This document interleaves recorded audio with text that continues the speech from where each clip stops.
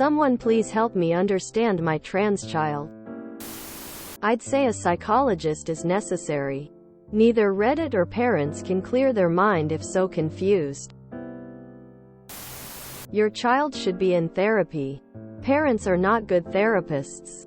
They seem, like most teenagers, to be overwhelmed by thoughts of identity and ideology, and a therapist would help them to organize and prioritize these. Focusing on huge abstract questions seems to not be getting anywhere. I want to hear about basics like school, self-care, social relations and family responsibilities. Maybe continue to hold space for their exploration but concentrate on making sure the fundamentals of development are there. Those would also be fair points of observation to discuss your expectations of their behavior. Are you turning in work on time? Etc. Beyond that, maybe seek bonding time and fun activities to do together. For the more complicated self-harm stuff, I would get a competent psychiatrist on board ASAP. What do you think? The real question is how meaningful it is to apply labels to someone that hasn't fully gone through puberty. Many of the labels we use are for adults. Most would find it odd to label prepubescent children as asexual. Psychologist or therapist. Reddit is not the best place for this type of perspective. As a non-binary person, this experience that you don't feel gender is completely normal. And that's how it is for the sweeping majority of people who aren't transgender. Most cis people don't feel gender because their perceived gender is never out of alignment with how they see themselves. A common thought experiment that cis people will try to think themselves into when it comes to being transgender is, what if I wanted to be a boy? Quote, but this is wrong. If you want the closest understanding of being trans, it's, what if no one believed I was a woman? Quote, what if you went on a date with someone, and he took one look at you and said, whoa, I'm not gay? What if the other girls looked at you with confusion, maybe disgust, when you tried to group up with them at school? Granted, these emphasize with a trans girl perspective, but as someone who's a woman, it's easiest to emphasize with someone else who's a woman. Summarizing, gender is actually a really powerful determinator of how our social life is shaped, how we are treated as people, and which connections we have opportunities to make. Trans people share your view that gender is pointless, but they also have a perspective of how life-changing it is to be forced to be seen as a gender you are not. Hope this helps.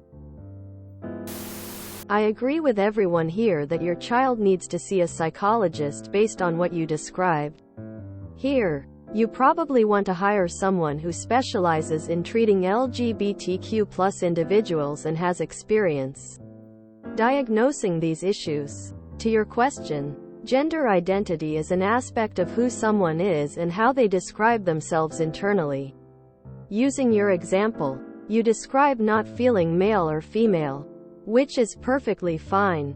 You might identify yourself as agender, someone who doesn't conform to traditional gender norms. You might also identify as gender fluid, someone who navigates between traditional gender norms over a period of time.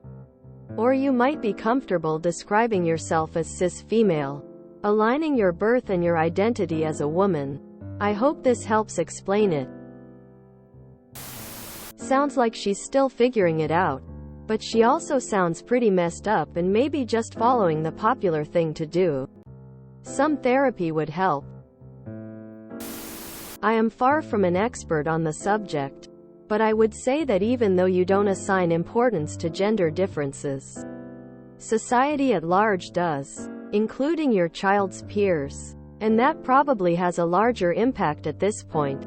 Not sure how old your child is, but it seems like they are struggling with who they are and how they fit into the world. And the best thing, emo, is to support them as they figure it out. I think it's good you're giving your child the freedom to try out and express different things. Keep offering them non-judgment and acceptance. Eventually they will form a more stable idea. It is hard to describe what feeling male or feeling female is like, especially to someone who is cisgender or never had reason to question it. It's similar to asking someone how do they know if they're straight. It's just assumed BC being cis and straight is possibly the most common thing there is. Following that, most of the population would never feel the need to think about it BC it feels normal. The ones who don't feel comfortable with it may not realize that discomfort isn't normal, or do know but have other reasons not to disclose. Additionally, while transgender and LGBT+ people in general have always existed, these populations didn't gain visibility and a socially recognized place until the last few decades. For transgender people, it's even newer. Following that, the question of what male and female is, aka how it feels, are new questions we are currently trying to answer. There is no clear answer to give to your question. Not yet. The closest we can come is to say is that the role of a man or a woman have been defined by society and culture for centuries, much of it led by religious concepts. Until now, these ideas have been interchangeable with physical sex characteristics. So society, culture equals biology, science. The divide between society, culture, science and religion is still ongoing. A new idea is that biological sex and psychological brain gender are different things. Biologically, your child will always be female, assuming they aren't intersex. I don't know how that would be checked. We aren't yet at the stage where we can change the sex chromosomes we are born with. Equally, we also aren't at the stage where we understand psychology and the brain structure enough to say definitely what factors define gender. Scientifically, there simply isn't enough proof either way to say how definite or interchangeable sex and gender are. The most defining factors we use currently are really physical characteristics and societal roles. If you want more personal examples on what it feels like to know you are trans, you can DM me.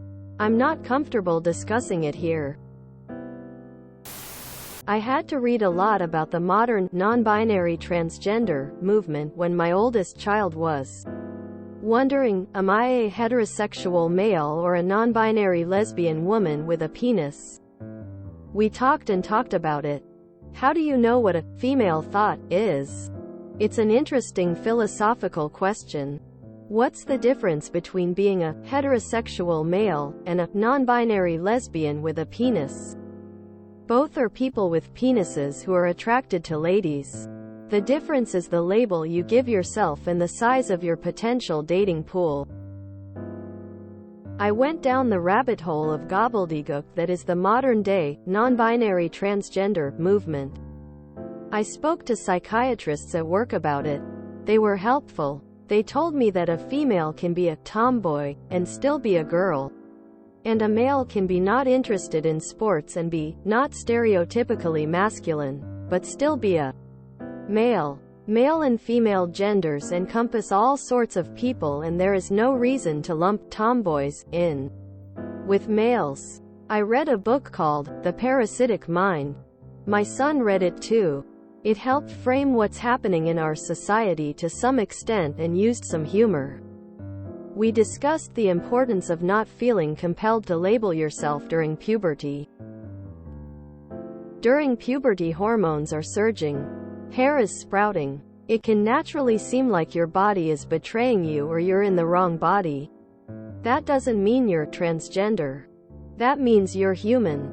That's one of the reasons we're not seeing the same numbers of people from all age groups coming out as non-binary transgender.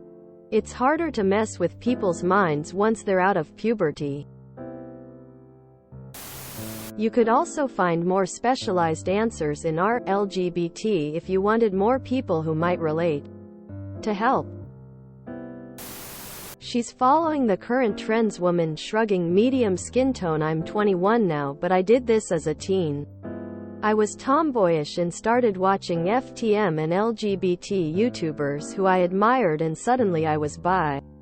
Then pansexual. Then gender non-conforming. Then FTM. Then non-binary. I am now confident in my identity as a woman, and I am aware I just wanted to feel special and a part of their world for some reason. A sense of community and belonging. Social media really influenced me, and I almost cut off all my hair.